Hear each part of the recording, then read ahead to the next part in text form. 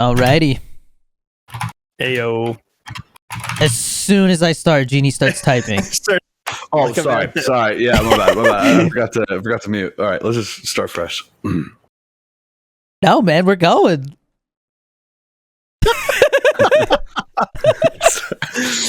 That's one way to do it, I guess. Start fresh. It's an awkward start. All right, so a couple things we want to talk about. First off, the Travis Scott thing, because that was pretty crazy. Call of Duty Vanguard came out, and I've got some mixed feelings about it, but overall I enjoy it. So I want to talk about that. Good. And then what was the third thing? We want to talk about Dune. Dune, that's right. Because everybody here has finally seen Dune. So I guess we start with the Travis Scott thing. Yeah.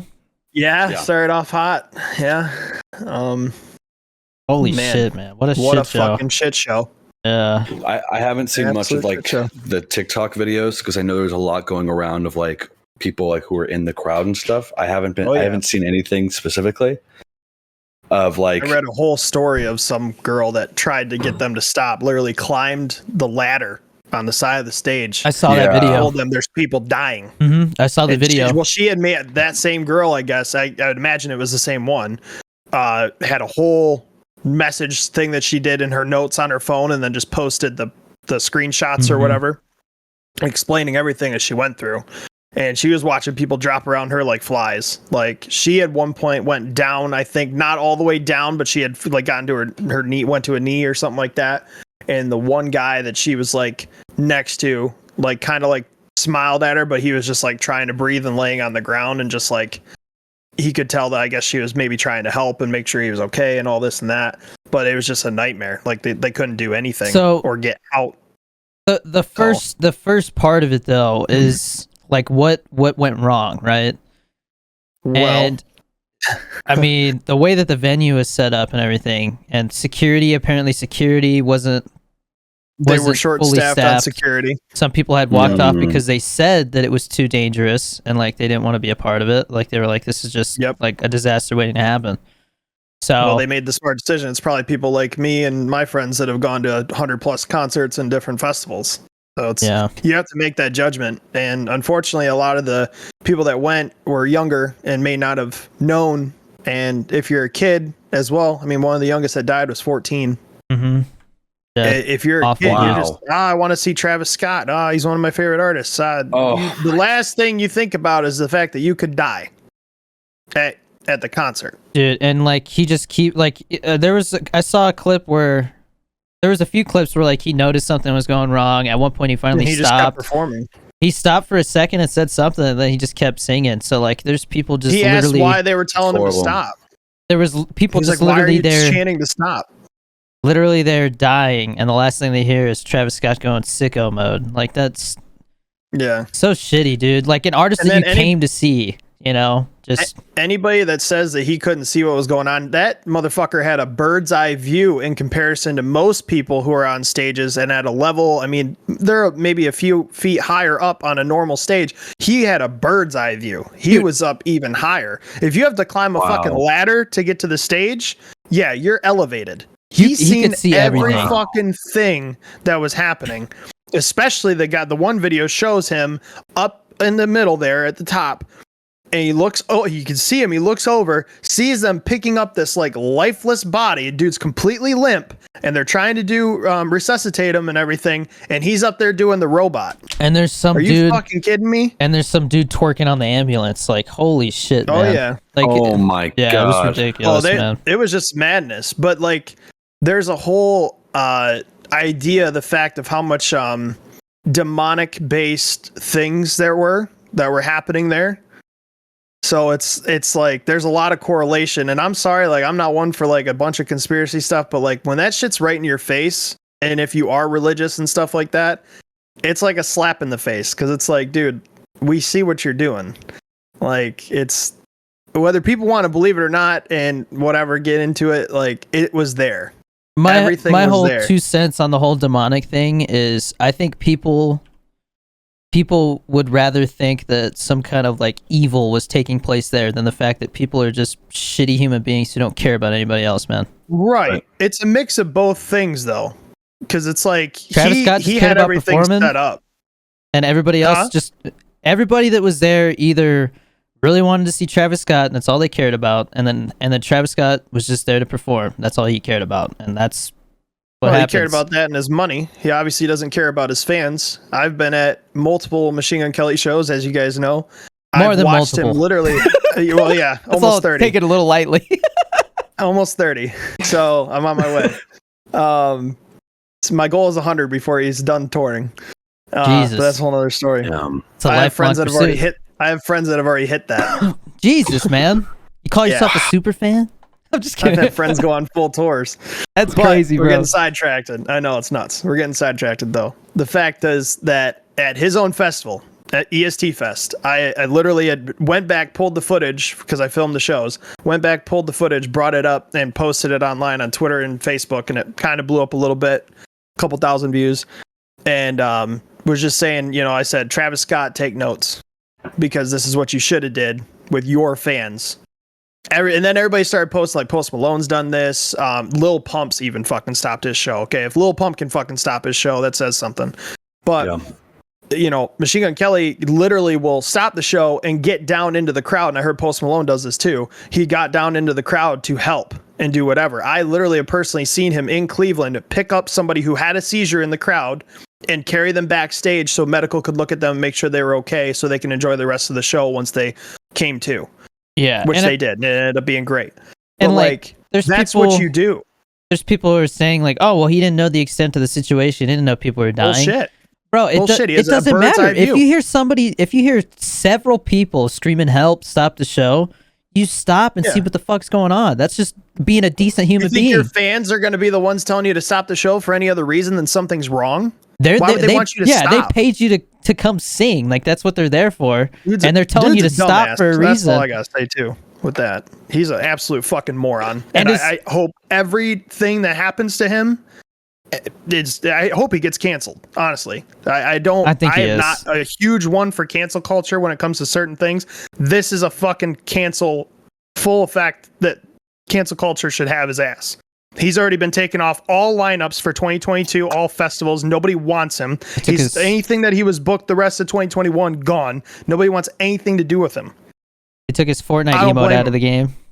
They're working on all the cosmetics, everything, taking that out. They're talking about taking his skin out and everything in Fortnite. Everything's gone. He's losing everything, which rightfully fucking so. You knew what you were doing. You've done enough fucking festivals, tours, concerts, everything to know that you didn't have the staff. You're well aware of all that shit as an artist. They're talking to you about it. You plan all this shit. You don't just show it's your fucking festival too. Your name is on this fucking thing. If this happened like at MGK's festival, EST Fest, holy fucking shit, dude. It'd be the same fucking thing. He'd be canceled too. Like, this is a whole, like, that's your festival. If it was everybody else, like, if it was a mixed festival, all these other artists, and it was put on by, like, let's just say, the Lollapalooza or whatever like that. If it was one of those shows or Rolling Loud, yeah, there's a lot of people at fault. The artists probably won't catch anything because it's really not on them. But this is your fucking festival, and you fucked up. Your management fucked up. Live Nation fucked up. Your security fucked up. Holy F-bombs. It's just, well, hey, it's how it is. Sorry. I get passionate about this shit because this is what I love to do. And now people are going to be scared to go to shows and stuff like that because of this scenario. I had already seen in my Ice 9 Kills group that somebody's scared to go to a show now because of what happened at Astro World. It's, it's really messed up. It's not a good look for the whole scene and for these artists. And it's sad. They're probably not even going to have as many people come to shows now because of this. So I'm going to be 100% honest. I had two thoughts when I saw this all go down. One, his apology was complete utter bullshit. Like, that guy, garbage. Like, the fact that he like, the way he says everything. Stop interrupting me! God damn it! It's my turn to talk. I was just saying, he might as well read from a teleprompter. It literally looked like he got out of bed because, like, his PR agent told him he needed to say something. Yep. And he was exactly like, I mean, he never said sorry. He never said that like he should have stopped. Nothing. So it's not even an apology. No. And then, but he'll cover your funeral costs. He did say that. And then he threw a black and white filter on there. Like that would make it more sincere. Unreal, man. So like he cared about how it looked. He just didn't care very much. No, he didn't give a shit at all. But my other thought was with the whole Rust shooting, you know, like that was kind of like the biggest entertainment tragedy in the news at the time. And over here in New Mexico, there was a lot of talk about like safety on the production sets over here and stuff like that. And it really kind of like shined some light on everything here and like raised some doubts with some of the studios. And so I was like, well, I hope that like, you know, that doesn't fuck things up here for the industry. And then this happened and it's like nobody's talking about the Rust thing anymore. So I was like, well, at least like now it's all tuned to like the festivals and stuff. Now everybody's going to be scared. Oh, are we going to be okay? I mean, I don't know if you've seen a lot of these festival crowds. They're massive. 50,000 people easy, which is what this Astroworld thing. I don't even know how the fuck he has that many fans, to be honest. I think he's had like 2 hits that I know of. And like Sicko Mode and fucking Antidote or whatever the fuck. I had never heard of crowd crushing before, so I looked it up and I was like, Jesus Christ, dude. And that's a terrible way to die. Will they crush you at the edge of the stage? No, it's like literally people are so packed and tight that the smaller people in the crowd are like being crushed and suffocated.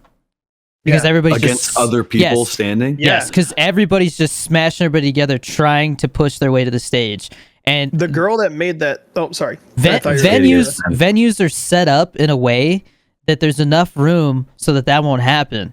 And so people got past the barriers and there was way too many people. And so they started crushing people in the middle of the crowd. They were also rushing the stage too, though. They broke the barrier and were like jumping over each other and stampeding each other to get in. So it was just a constant flow of people. There was no control, no order. The one thing that could have stopped it was Travis Scott could have stopped the show, and they could have stopped everything because of safety. And instead, he just kept playing. And the police had declared it a medical scene where like it had to end. Took 40 fucking minutes from when the officer declared that for them to finally shut the show down, and they still did a firework finale too. 40 fucking minutes of people they couldn't even get medical to them. Like, imagine being at the very front, like and like that like where you couldn't even, it'd be so long to get to you. Yeah. It's just like, and they didn't have enough medical staff. That's another thing that the lady wrote on there in her post, is that wasn't enough medical staff. They're just understaffed entirely, which is clearly the problem in this country all around. All these businesses, everything. I'm sure every single industry is having an issue with staffing. But if you don't have proper staffing in that, especially security at a 50,000 person festival, you don't fucking do it, or you lessen how many people can come, or you reschedule. You know, I've heard safety is number one. I've heard a conspiracy theory going around about the whole now hiring stuff. That all these businesses that took loans to get through the pandemic, if they claim that they can't hire people, like they can get away with not paying that money back somehow, or a portion of it. And so that's everyone's why hiring. Interesting. That's the thing, is like people are saying like that they're submitting for all kinds of jobs and nobody's taking them, and it's almost like they're purposely not hiring people. So they can. I gotta fix this AC. I'll be right back. All right. But it's like they're purposely not hiring people so that they can get forgiven for some of that money. Pretty shady. Yeah. I don't know if that's true. I don't know if that's how it works. But I do definitely think it's very strange that like everywhere I go here, everybody has a now hiring sign, but like they're back to normal hours. Like they seem staffed well enough to me. I mean, they might not be. Like people might be getting a lot of overtime or something, but either way, 80 hours a week. It just seems like I like with unemployment having gone away for like as far as COVID being the reason for being unemployed. Yeah, you can't gone away. COVID is a way. Mm-hmm. So people have to start going back to work, or else they can't pay their bills unless they saved up a bunch of money. But even then, like it only lasts so long, and it's been like a month and a half since they cut off unemployment altogether for COVID. Yep. And people are saying they can't hire people. Like it just doesn't. I think one or two things is going to happen. Either they're going to have to raise like the minimum wage, like nationwide, trying to get people to go back to work, which only leads to inflation, right? Like that's not a permanent fix. That just leads to problems down the road. It's like kicking the can down the road, right? Yeah. Well, they're already trying to get it to $15 an hour anyway. That's already passed in most Some states. Some states are still like $7-8, bro. I don't know how. It's ridiculous, man. Those are like the really poor states. You know, like places that like most people don't find ideal for where they want to live. You know, like probably got shit internet and like everybody lives super far from each other, and you got to drive 20 minutes to get to the nearest grocery store and stuff like that. You know, so my hometown, yeah, basically. But I don't know. I'm curious to see how it all works out. Because the economy seems strong, but there's a lot of people saying that there's a lot of things happening behind the scenes in the economy that could lead to some kind of collapse soon. But the Dow Jones is at like an all-time high. I don't think next year is going to be a good year. You don't think so? I've been saying that. No. I think a lot of shit's going to hit the fan. I don't know though, man, because I know a lot of these economist type peoples who that talk about this stuff. They know that fear-mongering is going to lead to views. So you never know what to believe with these people, man. Like, the guys on the news are always talking about doomsday, the dollar's going to collapse and shit, you know, because that's what gets people to watch. So I don't know. I don't think anybody knows what the hell is going to happen. But I'm telling you right now, to give out that much money as a stimulus and then, like, not be able to get people to go back to work doesn't sound like a very good situation to me at all. You know, like it seems like it's only going to lead to major inflation. Yeah. But also, if we can't get people to like work and it's like doing like we were talking about last episode, the cargo ships and all that stuff, getting everything transported around so everybody can have supplies in that. I mean, the amount of stuff that we can't get here, even in Florida, is insane. I've been struggling to get fucking canned cat food. Yeah, like homies really? Having to eat dry food. Wow. I never thought I'd have to like worry about finding. Your cat's like, bro, what the hell, man? Where's the good stuff? He hates it too. He's very spoiled, so the canned cat food's huge for him. But it's just like one thing I never thought I'd have to really worry about. Bro, granted, there's obviously other options, but like that's just one example. When I give my cat wet food, he gets the worst gas, dude. Holy shit. Oh yeah. It's gas. Oh, yeah, like dude, people think dog farts are bad. Cat farts are way worse. Cat farts are horrible. Cat farts smell like death. Yeah, easily. I had Chipotle today, and I always forget like what effect that has on my body. What do you get? Like, what causes what do you think causes it? Do you get the hot salsa? The Coke, dude. I just like fucking devour their Coke. It's so good. Coke? Their soda. Oh. Yeah. So you think Coca-Cola gives you diarrhea? Dude, something about like the taste of their Coke specifically. Coca-Cola. Sorry, I feel weird saying Coke. I know. I was like, Genie's doing Coke at Chipotle? Putting it on his fucking burrito. Yeah. All in it. Wait, you guys don't have that? Give me some of the sofritas, baby. No, it's like something about the taste of their like the syrup I guess they have in their Coke is just like so good. I always get like a large drink and I get a refill. So it's like having two like full. I know it's like so bad for me. I'm just like addicted to it. I don't get sodas anywhere except McDonald's. Really? Actually, I do get the Baja Blast Zero Sugar from Taco Bell every once in a while, but McDonald's, dude, they got that shit like to a science, bro. Dude, their Sprite is crispy. Dude, they fucking crispy. They pre-chill the syrup, and they actually they set up the water to syrup ratio to account for melted ice. Jeez. I'm telling you, dude, they got this shit down to a science. I do not like Diet Coke. Like, I think Diet Coke, like from a can, like it just tastes like chemicals to me. I don't like it at all. It doesn't taste good. Doesn't taste like it's good for me at all. But McDonald's Diet Coke, it's different, dude. Like literally, it's a different beast. They do something to it. Yeah, you know, it's they put cocaine in it. I want to cut back on the soda so badly because I know that's what everyone tells me is like the invisible enemy. Well, not invisible enemy, but yeah, it's huge. It's a big part of like the whole eating healthier thing. Just like do water instead. Sparkling water. I think that's how I've actually lost some of my weight. I'm down like 6 pounds now. Oh, nice. And I haven't been drinking soda really for any meal. I drink sparkling water with my food. Sparkling water. Wow. Like bubbly. Is it like LaCroix or? It's kind of like LaCroix, but I think it has more flavor. Okay. Yeah, it's called bubbly. It's called bubbly. Okay. Yeah. Dude, they have a caffeine version of bubbly where it has the same amount of caffeine as a soda, and for some reason it tastes better. Like, I don't know what it is. It's like the bubbles. Interesting. The carbonation and like the little hint of caffeine bite to it.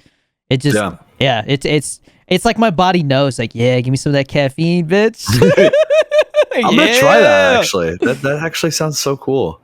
Yeah, it's called what is it called? I can't remember. You'll see it though. Like, you'll see regular bubbly, and then you see the one in it. It's I can't remember. But it's got 35 milligrams of caffeine per can, which is like half a cup of coffee. But that's how much they put in like a Coke can. Like, it's not much. It's like a little bump, you know. It's a little taste. But a lot of people, I feel like when they start drinking sparkling water instead of soda, they're like, "Oh, I don't like it, man. It doesn't taste good." Just stop being a bitch. You'll get used to it. It's like drinking. Yeah. It's like drinking liquor. Eventually, you'll get used to it, and then you like it. I never got to that point with liquor, or you just tolerate it. That's what people tell me. They're like, "No, liquor you just tolerate." And you become an alcoholic, and then you just tell yourself that it's fine. You just pretend. Nobody fucking actually likes. There's some liquor that is like, yeah, it tastes good. It's still fucking liquor and alcohol. It still sucks. It still tastes like straight ethanol, some does right? taste better than other. We had this. It's called Smoky something. It's I think made in Tennessee. We went to the distillery that was there, or whatever you want to call it, and it's a caramel whiskey. And maybe it's something else. It might just be caramel whiskey. And dude, I could drink that straight, no problem. Like, don't need anything with it. Just straight out the bottle. Cool. There's not many liquors that I can do that. When I was in the military, I would see guys go to the bar and they would ask for like Sailor Jerry on the rocks or something like that, and they would take that first sip and they'd be like, God damn, bro. Like, yeah, I'm just like, Jesus Christ, man. Makes you feel it all the way into your soul. It's Sailor Jerry's. It smells like some of the shit we use to clean the aircraft, man. Like, that doesn't smell good to me. You know, like, brutal. Imagine what it does to your insides. Yuck. Bro, your liver's probably like, no, like, not the Sailor Jerry's. Make it stop. Do we want to? Brutal. So Vanguard, man. Yeah, Vanguard. I was gonna say, dude, like, if you are a multiplayer type of player when it comes to Call of Duty, like, it's got its normal like early launch bugs right now, where like there's little things that are just fucked up. I heard there's like a prestige bug right now, where like when you prestige, you can't see how much XP you need to get to the next level, so it's kind of like just annoying. You're like, oh, I guess I'll hit level 10 whenever I do, you know, like, yeah. But, and there's definitely a bug where if you have like a party of people, like if you mute everybody in the lobby and they try to unmute them, sometimes you can't unmute them. Like, it's stuck with them muted till you get back to the lobby after the match, and it's really annoying. Yeah, we were having that issue yesterday. But I think it's one of the most fleshed out multiplayers we've ever gotten. Like, there's just so much to it, and like a lot of it feels like stuff that, like, it's all grindy stuff. Like, none of the stuff that you want is like easy to obtain. Like, you really have to like grind to those higher levels for stuff, and there's so many attachments. Giving us the best AR in the beginning, the STG. Oh yeah, that's true. Literally, it's like there's definitely some broken guns. Right, there's one shotgun that's just stupid broken. It's like one shot. Like, if you shoot somebody in the foot, it'll kill them. Like, it's stupid. Well, that one map we had the other day, or match or whatever, that guy just kept running around. It's like brain dead gameplay, dude. Like, you literally just point click. It's with the riot shield on his back, so you can't shoot him in the back while he's running away. That was a pain in the ass too. Yeah. I wish riot shields would forever just be taken out of the game. They should be. You use them in fucking Warzone, sure, whatever. Get them the fuck out of multiplayer. Yeah. What, like, just what the fuck? I feel like they literally just put that in the game to piss people off. Oh, 100%. Because if you get they know how annoying it is. Yeah, if you get pissed off, then you're gonna want to like go after that guy even more. You know, you're like, dude, next time I see that motherfucker, you know, I'm shooting him. I'm shooting him in the legs. You know, like, but I am not gonna lie. I've been saying on TikTok, you know, like I only play video games when I'm streaming, but I've hopped on for an hour here and there this week, which is like the first time I've done that with a video game in a long time. So I am truly addicted to the multiplayer. Zombies is kind of, you can tell it's almost like Treyarch wanted it to fail. Like they don't want people to like it, so that they won't have to put effort into that. And they can start focusing on their own game. I think they should make a full-on zombies game. Like, just come out with a zombies game. Yeah. Give people a break from the normal shit, you know? Yep. Make it to where you can, there's an actual storyline, and then also make it to where you can just run wave after wave like normal. Make it 2 separate game modes. Boom, like, combine the zombies mode and campaign. Maybe only make the game $40, you know? Yeah. Just because it's not like a full-blown game. It's a branch off of another game where it already existed. I guarantee you, like, that I see a lot of, I see way more pros to them doing that than cons from a consumer standpoint. But there's a huge zombies fan base out there for sure. Yeah. For Call of Duty zombies in particular. I mean, the campaign is one of the shortest Call of Duty campaigns I've ever seen. I played. You said you're already halfway done. I was like, you streamed for like an hour and a half. Yeah, I was 2 hours in. I did a 3-hour stream, but I only played the campaign for like an hour and a half, 2 hours. Yeah, and I was already halfway through. Yeah, there's like 9 levels, and they're all pretty long. Like that level, like it's not a traditional thing where it's like you get to a checkpoint, and then all of a sudden the next mission starts. You know, like it's 9 levels, but it looks so good, bro. It's such a good looking campaign. So good. They always nail it. That's for sure. Like it feels and looks like a movie. There? Yeah, it's kind of cliche, the story, but like the actual like action set pieces and everything are just like, I mean, it just doesn't get better than that, man. As far as like a shooter goes. And like, dude, I mean, just the way they've gotten fire to look in these games now is insane, man. It looks so badass.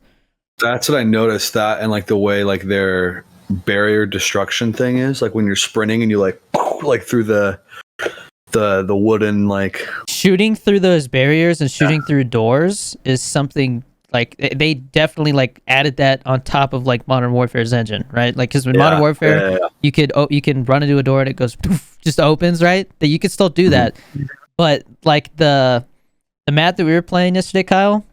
Right when you start the match, if you're on one side, there's this set of double doors, and everybody rushes those doors. So I just, as soon as the game starts, I run over and just start spraying through the door, and I kill like 2 or 3 people every time, man. Like, and the doors, there's just shrapnel, like wood chips flying everywhere, dude. It looks so badass.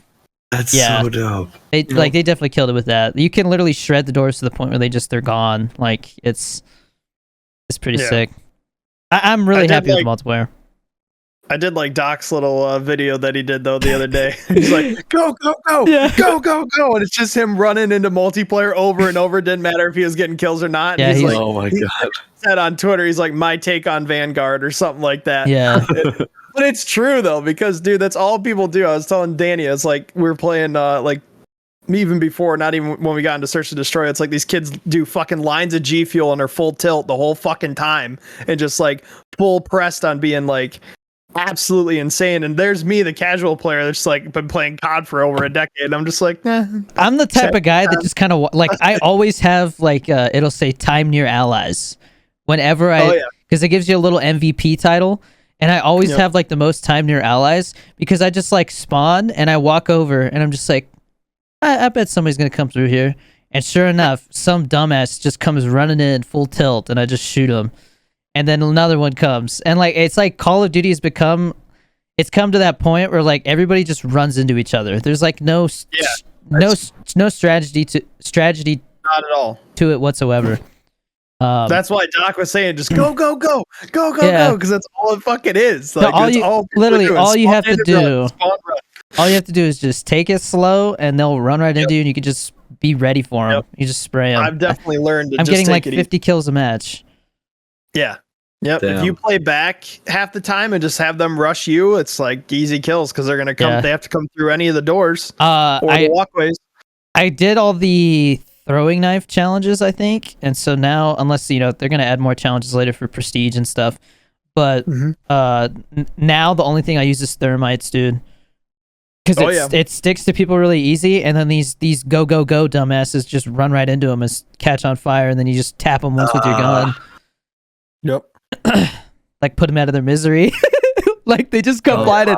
And dude, they made it, these like operator characters that you're playing as, they're like like just like everybody's just screaming everywhere, dude. And you're just like doo, doo, doo, doo, doo, and they're just screaming.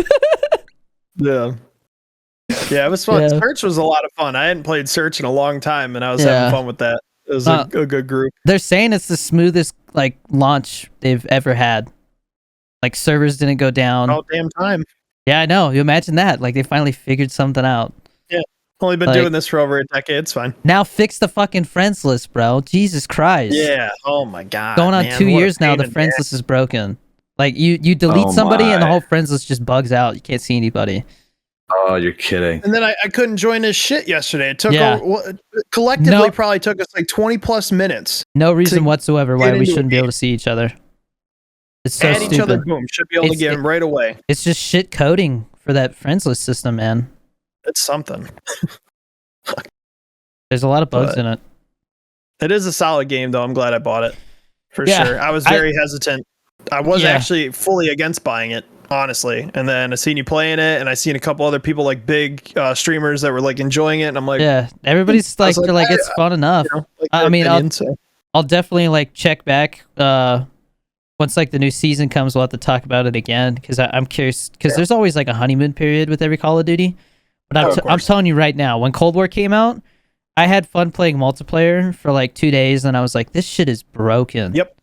Like literally, I'll play like 2 or 3 matches. I'll be having fun, and then all of a sudden, it's just like 4 matches of getting my dick smashed repeatedly by people who are way better than me because it is overcompensating. Yeah. Dude, if you go play it now, it's nothing but no, it's nothing but sweats, man. Those are the only people that stuck around. Oh, really? Yeah. Normally, all the sweats move to the next game. I feel. Well, yeah. I mean, I feel like we've been going against a lot of sweaty fucking people collectively. Like with playing with you and then playing with my buddies the other day. I'm like, oh my god, man. That's what I was saying. Like everybody does lines of fucking G Fuel and just is full tilt the whole game. I'm like, damn, man. Dude, but in Cold War, relax a little bit. In Cold War, like I would play Search and Destroy. And like, normally, like we were, our teammates were like talking shit, joking around and stuff, right? Talking about going full tilt and doing lines of G Fuel and like just having a good time. In Cold War, it would be like, all right, guys, let's do this. And then just dick smashed. And then all of a sudden it's just dead quiet for the whole match.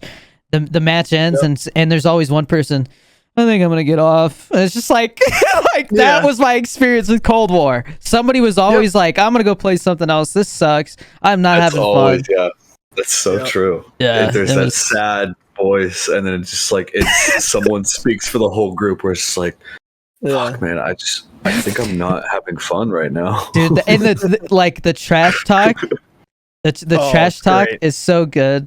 Like. You say one thing and somebody's like, shut the fuck up, bitch. I gotta, whoa.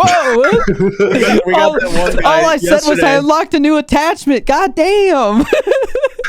we got that Marlboro guy that was going up the ladder. I was like, and then the Phoebus guy caught him going up the ladder and killed him. I was like, oh, caught with your dicks in your hands. Or something. Like I said something stupid. Because I'm always like, that's what my go-to is. Like if somebody's reloading, and they got their clip in their hand. I'm like, oh, caught with your dick in your hand. Boom, dead. And like, I always say, it's funny. When after that round, he said something to that guy, the Marlboro Man, right? That was his name. Oh, and he said something, and it was like dead quiet, and I was just like, shut up. And it's like, oh, like he got bad. He's like, shut up, bitch, or something like that. Yeah.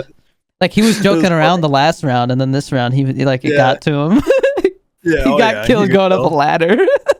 Yep. That was so funny. I was like, I knew as soon as Phoebus or whatever the hell the guy's name is came around, I'm like, oh, he's got him. Yeah. Easy. You can't do nothing when you're going up the ladder. It takes forever to get up them, and then when you do get up them, it takes forever to get your gun back out. I have noticed that. So that's like, what are you gonna do? Yeah, no, Genie, you got to get it so we can run some.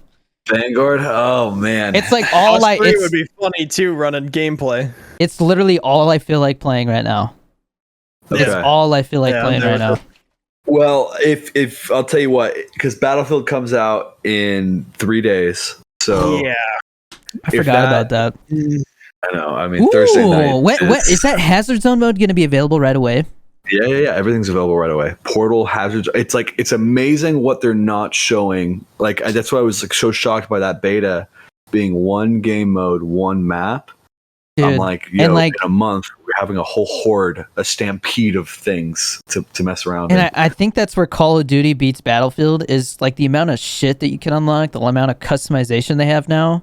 Yeah. Like Battlefield it feels so dull. Like there's not you're not when I was playing the beta, I was like, yeah, it's the beta, but I can't recall any other Battlefield game. Maybe Battlefield 1 I got into a little more than others. But I can't recall ever feeling like I had to keep playing. Like I had to keep playing to unlock this next thing. And in Call of Duty it's just like camos. There's always something. Like I unlock this perk or something, and then it's like obviously you get to level 55 and then now you don't have anything to unlock. But camos are still like the biggest thing. Like I legit think this might be to get atomic. This might be the first one where I actually go for it. And I know it's and it might take me the whole entire life cycle of this game to do it, but I want it. Damn. Well, okay, yeah. If it's good like that, I'm down to give it a shot. I'm willing to give Battlefield a clean slate on Thursday night because it's just I feel like they got that beta out, and the more because Janie, you kind of taught me to not just to admit that it's like, you know what, it was kind of like just a shitty beta, and I think that's where I'm at, where it's like it's a shitty beta, but I think they put it out because they promised a beta and they didn't want to look bad. Yeah, they felt obligated to put something out there. And they gave the barest minimum they could because there's just so much that they are promising with that Portal thing, with Hazard Zone. All I care about is Hazard Zone. I'm going to be honest. Sure. No, that's fair. What I've been looking for is a Tarkov-like experience that isn't so like a less hardcore. Turn down the hardcoreness.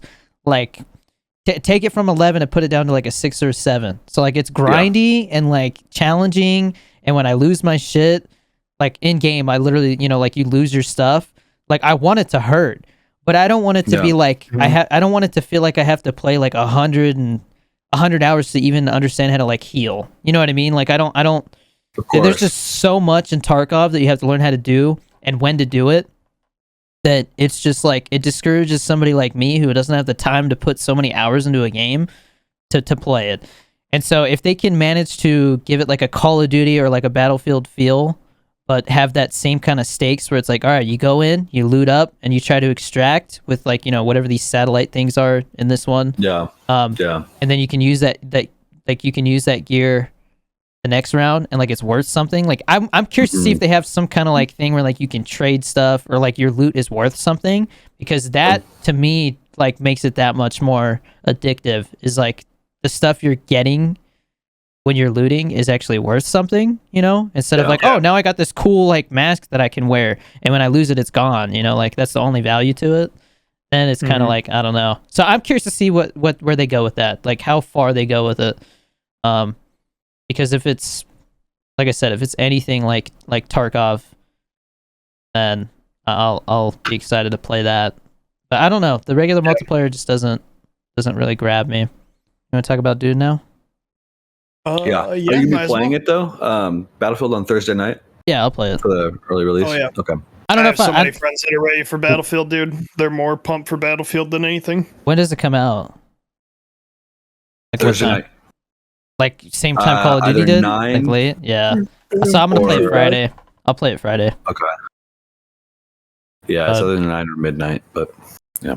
But I'm telling you right now, if Hazard Zone isn't as grindy is, or if it doesn't have what I'm expecting, then I think the game's just going to be a dud for me. To be honest. What is Hazard Zone supposed to be? You literally you have loot, or sorry, I think it starts like you have like base level shit, right? Like, and then you go into this map, and it's a huge ass map, like think Warzone like level big, and there's you can loot, take that gear with you when you like extract from the map. And the whole point is to find these satellites that have like data and it's worth something. And it's something in game it's worth.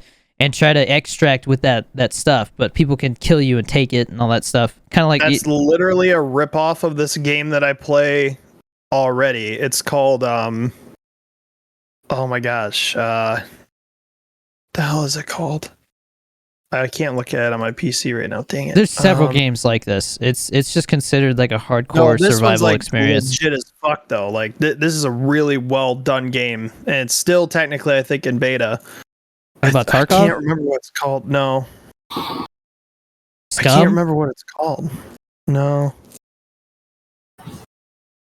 But it sounds like the way you're describing it sounds exactly like that game. I'm like, damn, that's like yeah. But with like a Battlefield twist. I mean, dude, every game's a ripoff of something these days. I know. Is it Hunt like, Showdown?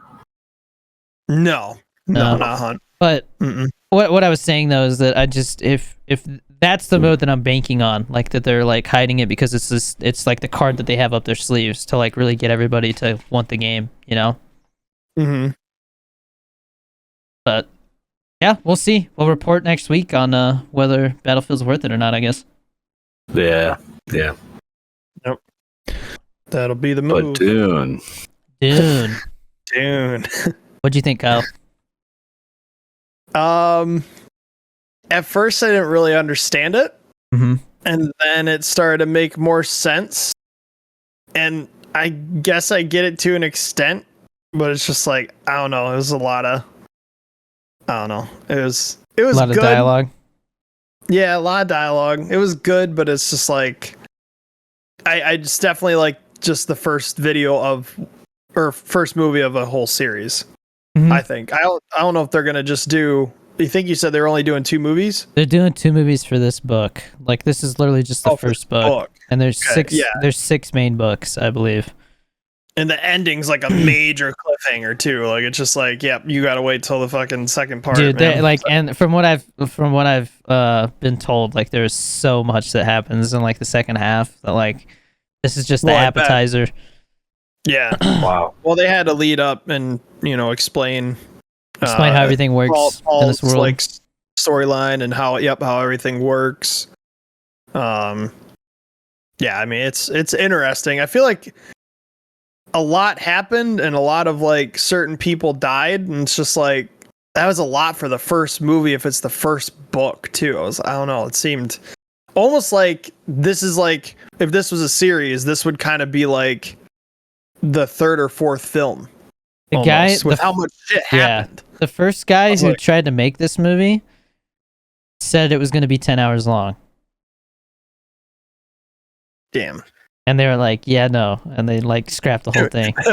We can't do that. Sorry. Yeah.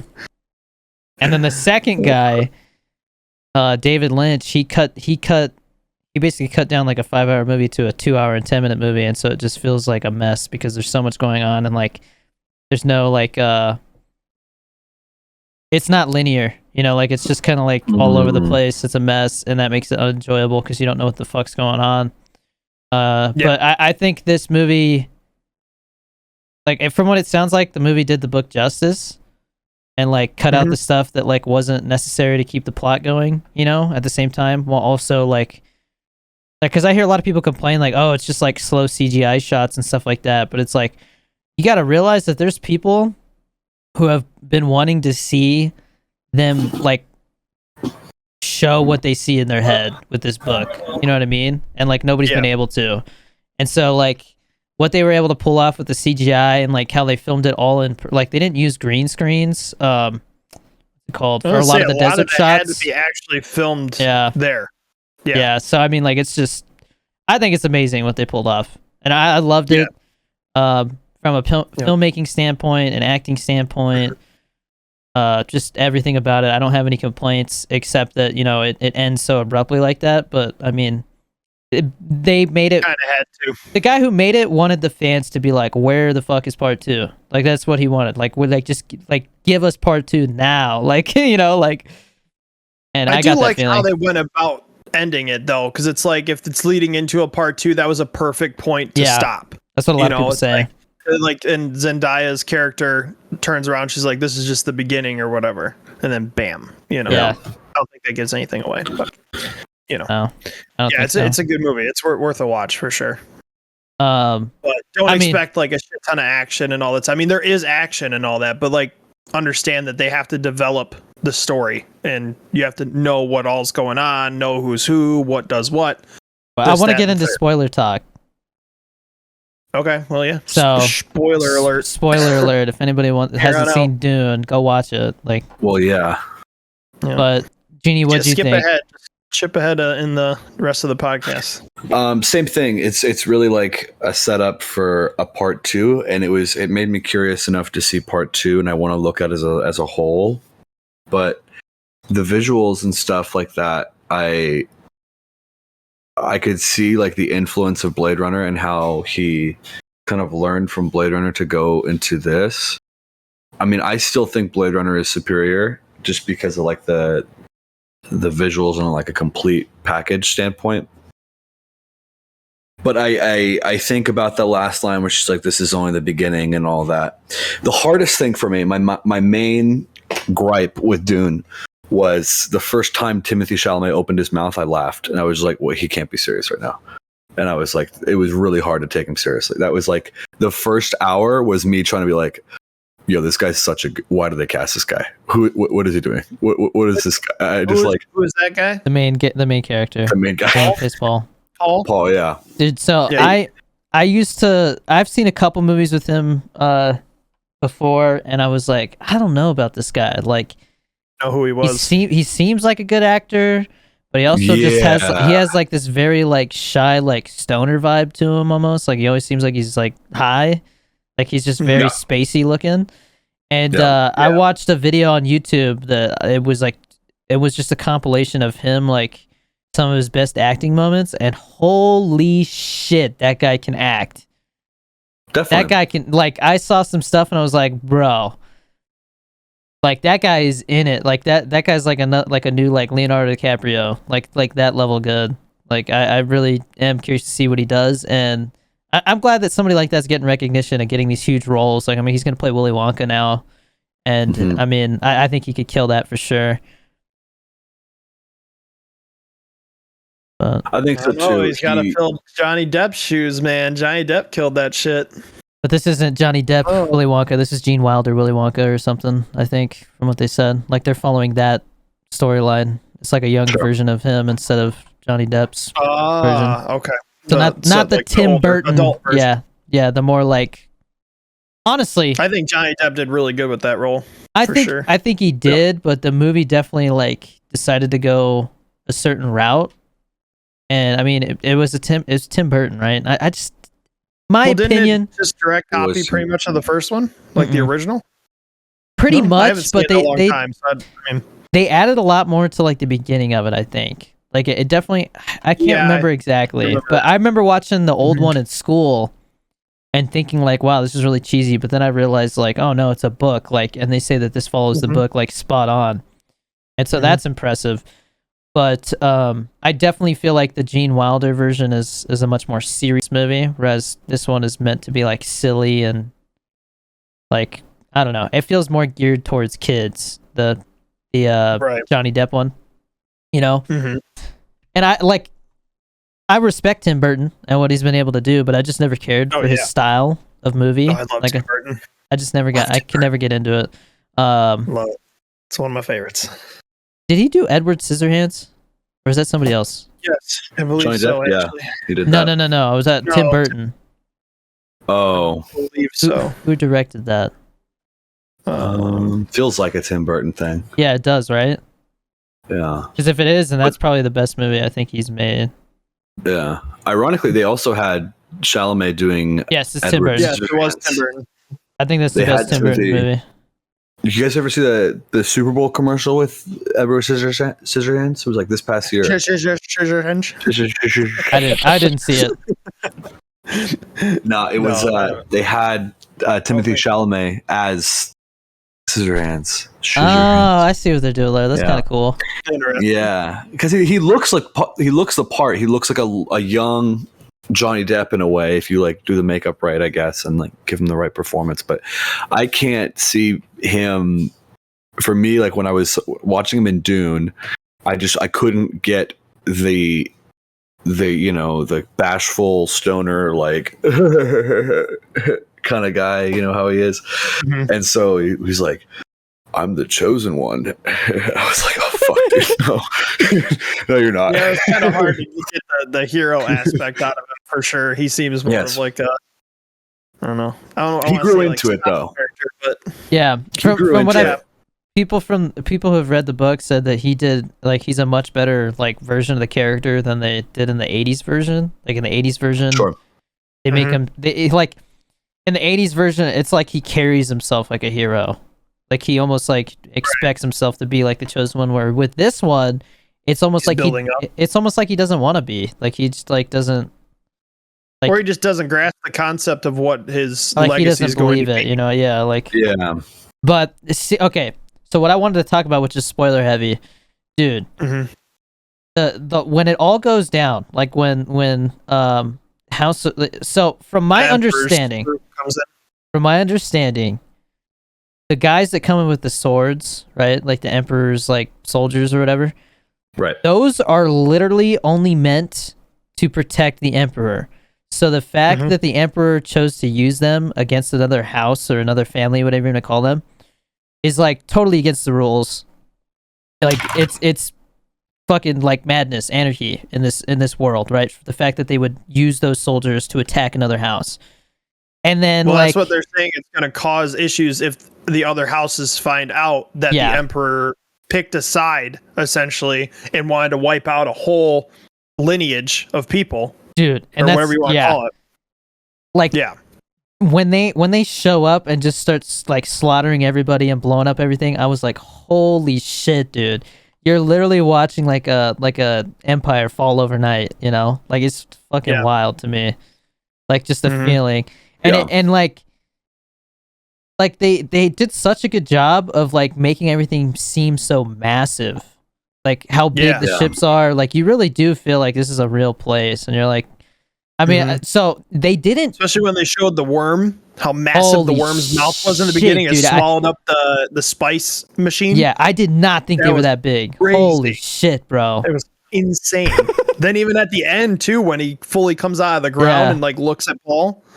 Like that was wild. When at that point, I was like, I feel like he had grown into the hero role. He just knew what he was gonna do, and then he found the voice thing when they took out the guys in the helicopter, for lack of whatever the fuck, knowing the little butterfly. Have you guys? So have you? Ships. It's like the Aranthocopters. I can't remember what they're called. They're cool, dude. But don't know what they're called.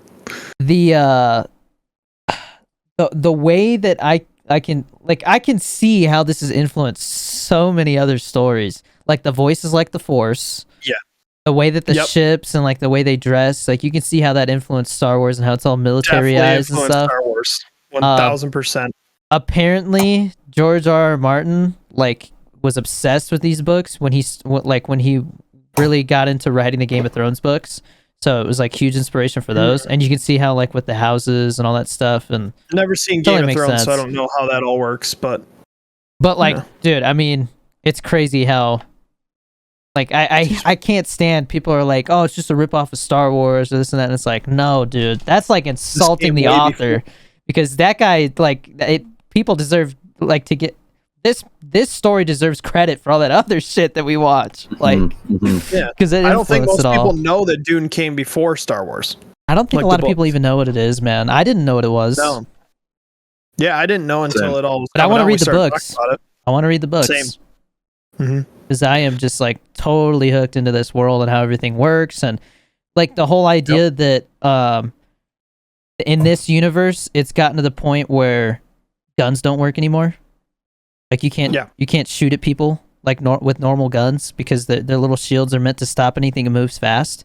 And dude, like that made sense why they would use swords, and like it slowed down combat because everybody's just trying to like get them into this position where they can like slowly shove a blade into them. Like I'm like, dude, that just holy shit, man. Yeah. It's so crazy. The fight scene at the end where Duncan, I think is his name, was taking out all the guards. Man, he went out like a badass. He took out like 12 of them, just like going all out. That was pretty cool. And then like at the end when they were trying to get through the door, he's like, "I ain't dead yet, motherfuckers." Yeah. And then, like, goes in at that was so cool. Yeah. And like I knew nothing about that guy, but just the fact that it was Jason Momoa, and every time him and Paul saw each other, they were like, "Yo!" Like, you know, like, I was like, dude, homies. All right, I get who this character is. That's enough to make me care about him. You know, like, I don't want him to die. And so when he died, I was like, that sucks, man. That's like losing my brother. He was like their main soldier is what I had chopped him up to be. Like, he's like their like lieutenant or whatever you want to call it, you know, sergeant, whatever. He was like, he was like a really good family friend too. And like, so like for Paul, it was like losing an older brother. And I'm just like, dude, that fucking blows. Yeah, it was sad for sure. I do like how they did the dream sequence. So it's like this whole time the dreams were kind of showing him like what his path may be. Yeah.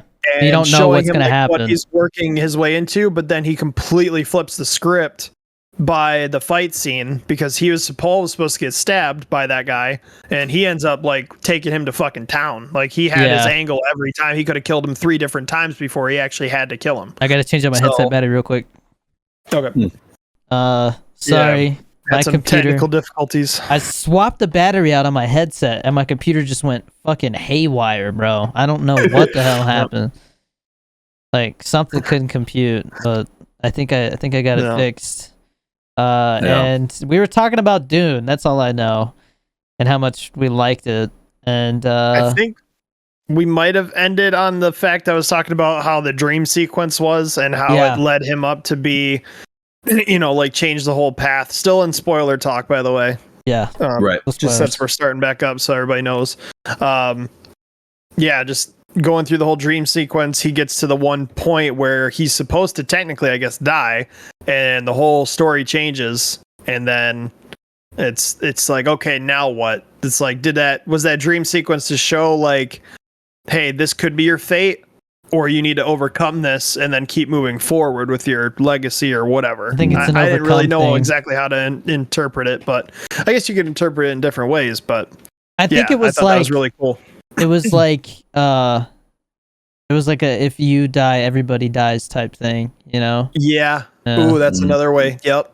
That's a really good point too. And so he was just like, oh fuck, like I have to kill this guy. It's like, oh, and he had never killed anybody too. That was the thing. That's why he kept hesitating. He's like, do you surrender? And those people's way is like, there is no surrender. It's you die. You know? So he didn't want to kill him. Yes. Yeah. Right. Of course. Yeah. But I thought it was pretty interesting how they did it. Yeah, for sure. And like my wife thinks that the chick who's traveling with him, his chick, mom. Is that his mom? Yeah. From what, you think it's not his mom? No, from what people have been saying, Paul is like an orphan, and they take care of him. Sure. Because he is like part of the bloodline or something. I could be wrong. Wasn't his dad that died? No, that wasn't his dad. That was his father. No, that was not his dad. I thought it was too, but apparently it's not. But he was like a father figure. I don't know. The way it says my father died, though. He did. Okay, maybe then she's not. One of them's not the real parent, from what my understanding is, because they were not married. Then the dad was like, "You gave me a son, and that's all I ever wanted." Okay, I'm so confused. Then I'm gonna have to look into it more. But from my understanding, it was because everybody I listened to in that review was saying that he looked up to Duncan. Is that the name of the? That's the like brother figure. Okay, Duncan. That's that's Aquaman. Right. Yeah. Okay. Yeah, I definitely. There's so much going on in this story. That's the thing. Right. But no, he would have to be.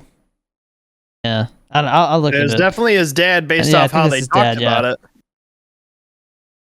it. But my wife was saying that she thinks that what's her face is gonna like betray him or something. I'm like, I don't know. The mom figure, whatever, whoever she Mom, is. yeah. Yeah, That'd be I don't know. pretty compelling. There's definitely something off about her, dude. Something's off about her. Mm-hmm. Yeah. Yeah. She's got this, like, we don't know, like, where that voice comes from, like, who she is. She could use that voice against him. That'd be kind of cool. Yeah. I thought the way that the voice, the way it works is really interesting. Mm-hmm. Yeah. And I like how they started, like, right off the bat showing that. And I was like, what the fuck? That's like the Force? And sure enough, it's kind of what it is. It's like, you just... that's where the whole, like, these are not the droids you're looking for type of thing came from for Star Wars. Mm-hmm. It was like, they used that? yeah. Wow. Oh, that's so cool. Makes sense, right? Yeah.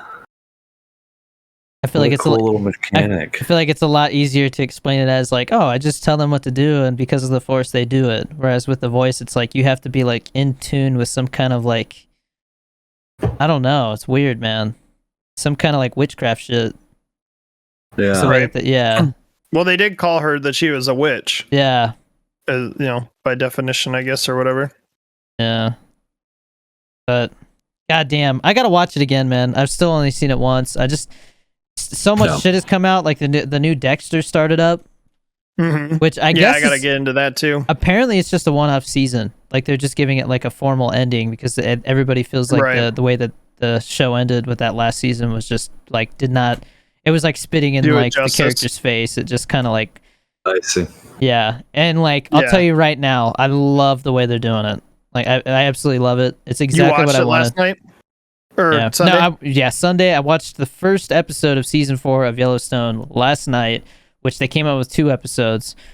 But that show, the 3rd season, ended with this huge, like 3 different cliffhangers. Like all these different characters were like, they look like, you know, like they're about to die, basically. And so it's like who's gonna die and who's not, you know. So that's kind of like what the season started with. And interesting. Like the best way I can explain Yellowstone is like it's like the cowboy mafia, dude. Like they're like cowboys, like they you know do the whole cattle thing and like you know they have a range and all that stuff like that. But like the city wants his land, and so like Kevin Costner's like this mafia type cowboy guy who's just like telling everybody what to do and like protecting his land from people who are trying to like build a casino on it and stuff. Oh jeez, it's fucking wild, man. It gets crazy. Like some of the shit that happens, I'm just like, dude. Like this is, it's very good, very good. Everything's very well acted. The writing makes it feel like everything that happens is like happening for a reason. Like everything feels like it's for something. You know, nothing feels like a filler thing. So well, that's always good. They're supposed to film the prequel out here. Like they started casting for it. So nice, hell yeah. I don't think I'll get that, but I you have to have an agent for something like that, I think. So we'll see. Right. But speaking have of that, you guys seen the new Candyman? No, I have not. I've never seen the old one. I've never seen the old one. Oh man. Well, watch the old one, then watch the new one. And I thought it was actually pretty good because it's like basically a sequel to the first one. Okay. Kind of, in a way. I heard good things about it actually. So it was interesting how they did it. I thought it was pretty good. So I heard some people say it wasn't the greatest thing ever. It wasn't like slasher enough or something. Mm. It was more slasher, I think, than the first one. Maybe the people I heard it from are just stupid. I don't know. Have we talked about Don't Breathe before? Are you guys fans of that one? Yeah. Did you watch the second one's really good too? It's a whole different take. I didn't see the second one, but second one's great. Everybody told me the second one sucked. Like, why did they go that route and like follow the killer? Suck. I'm so sick of hearing people shit on everything. It's like, dude, it was like they have like these crazy expectations for shit nowadays, and it's like, bro, like it was good in its own regard. Like, I don't know, people get too critical about certain shit. I thought it was good for what it was, and I thought it was interesting the way that they went with it compared to the first one. Yeah, because I thought the first one was pretty good. I liked the premise. So I think people just thought it was Detroit weird. too. Really? Yeah, people. Yep. I think people don't like that they decided to go with like, oh, now the killer's like the guy that you're supposed to care about. Yeah. Yes and no. It's like there's still some part of it. But that's how they advertise it, is like, oh, now you're supposed to like root for this guy, and you're like, they showed how much of a nasty shitbag he was in the first one. So like, why do I want to see this guy like basically the whole time you're like hoping that he'll get away, right? Like get away from these fucking guys or whatever. It's like, why am like, I just don't like, I saw the trailer and what it was and I was like, not really that interested, you know? Like it just didn't. He kind of ends up almost being like a hero in a way, but still it's really hard to come back from that last one though, man. I feel like they went so far into like showing how creepy weird this guy was, you know? Like it's really hard to like make me sympathize for him. That's so true. He lost his daughter due to, in the first one, he lost his daughter. I guess spoiler alert. Yeah, I don't care. Dude, he could have lost his whole family. That doesn't mean you start kidnapping chicks and artificially inseminating them. Like that's fucked up, bro. Yeah, it was the girl that killed his daughter. Spoiler alert. It's pretty fucked up. There's artificial insemination in this. Yeah. That was. I thought that was. There's a weird way of like empathy with that one, but it felt like I didn't need a sequel to that, and so that's why I was like not compelled to see the second one. I was very surprised to see that there was a second one. So the only gripe I will say is, it is kind of weird. Like you're almost rooting for this guy in a way, but in a better way, you're actually rooting for the little girl in the movie. Okay, I see that. Like, because she's like, her situation's fucked, and without the old man, she'd be even more fucked. Yeah. She'd be. Yeah. So Dan, you said you hadn't seen it too. I haven't seen the second one. No. Seen the second one. Okay, I don't want to give too much away then. I'm gonna be honest. I'm probably not gonna watch it anytime soon. I got too much shit to watch. You should watch it. If I had to watch that or Candyman, which one do you want me to watch? Because we'll watch Candyman, but you got to watch the original first, then watch the new one. Right. Otherwise, it's not going to make it'll make sense, I guess, but like still, it's All right, we'll see. I want to watch Dune again first. Because, dude, like I literally watched like the first like 5 minutes. And I was like picking up on stuff that like I missed the first time I watched it because I wasn't so focused on like what was going on. Like I could really like pay attention to the dialogue and what they're actually saying, and you know. Yeah. So I definitely want to watch it again just to experience it for a second time, because I feel like upon second viewing I either like the movie more or I like it less, or I respect it for different reasons, you know. So But like what Jeannie was saying, as far as like comparing it to Blade Runner 2049, I feel like I cared about this story a lot more.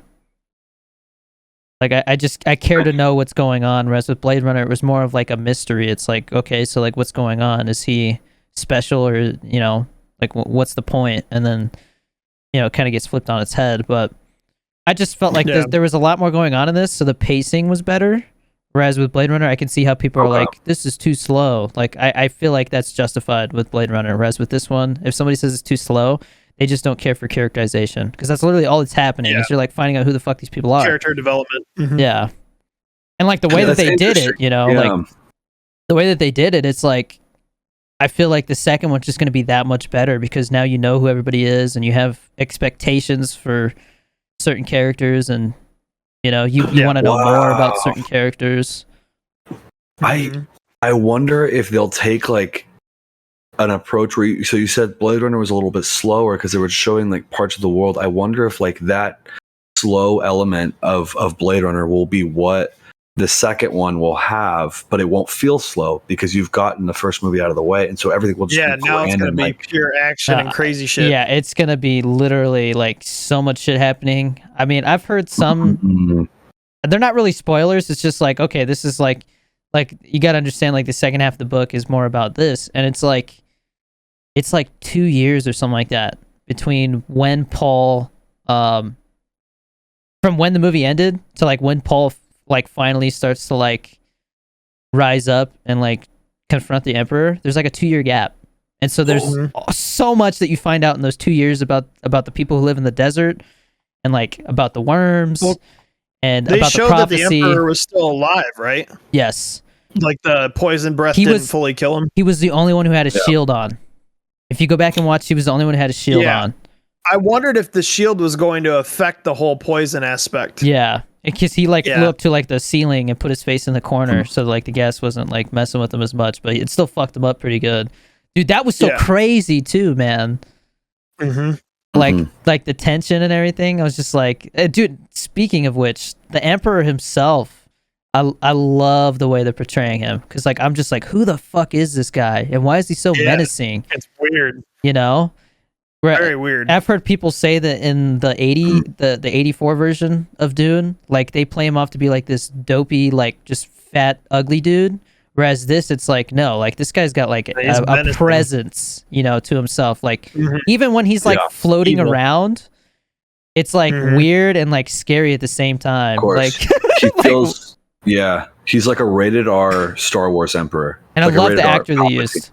Love the actor they used. I don't know his name, but that guy's a fucking great actor. He played the bad.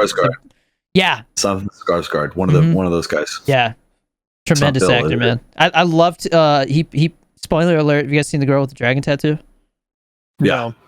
He was the bad guy in that one, and I thought he played the bad guy really well. I was like, dude, this dude's a creep, you know, like So yeah, nothing but excitement for the second one. I can't wait. I'm so if I really care about a movie, I told my wife, I'm like, we're going to like when the Batman comes out, like we're gonna get a babysitter and go see it like opening night, Thursday night, like first or second showing with the people who are like as hyped about it as I am, because that's just such a different vibe, dude. When everybody is like, everything that happens, people are like, oh shit, like everybody's like freaking out, you know, they're like, this is crazy. Or people start clapping because somebody's getting their ass beat or something, you know, I love it, dude. So for Dune Part 2 and for the Batman, like I definitely want to go to like a premiere to see it. Oh yeah. Yep. Yeah. It's so dope. But hell yeah. So I guess I will say this. I'll tell you how it went next week. But I have a mock audition. Okay, so like the class is set up so like it's like a practice audition. It's the last class for Acting 101. It's to basically like practice auditioning. But the people who are watching us for the mock audition are this talent manager, a talent agent, and a casting director. And I know that the talent agent is looking for people. And my acting teacher was saying like, and this talent agent might even want to pick you up. And like when I saw him, like I was like, oh, okay, I see what he's saying. So potentially the first and like biggest audition of my life today is the way I'm treating it. Wonderful. Because I could have a talent agent after that. So it's today. So you gotta do it, man. Oh fuck yeah, dude. And okay, I'm so hyped. my scene is a cop interrogating a drug dealer, and I'm the cop. So. Oh shit. Yeah. But I'm going. So I first went the route where it was like, okay, like I'm a cop.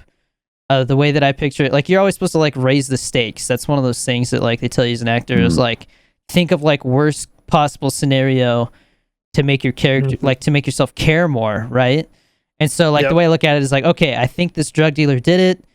It turns out he didn't do it, but like I think this guy killed somebody, and like I'm like hyping myself up. Like if I'm wrong about this, like I'm gonna get chewed out. I'm gonna have to go like sit at a desk. My wife is already like pissed off because like, you know, like I'm always grumpy and shit, and like I feel like a failure. So I really have a lot riding on like getting this case right and like catching the guy, right? But then I sent my tape, which I played it on stream, by the way. It was really cool. Everybody was like, oh yeah, it was really good, like this and that, and like nice. I sent my tape for feedback because the teacher wanted us to send a tape beforehand, just to kind of like give us feedback for the actual thing. And he wants me to go the other route.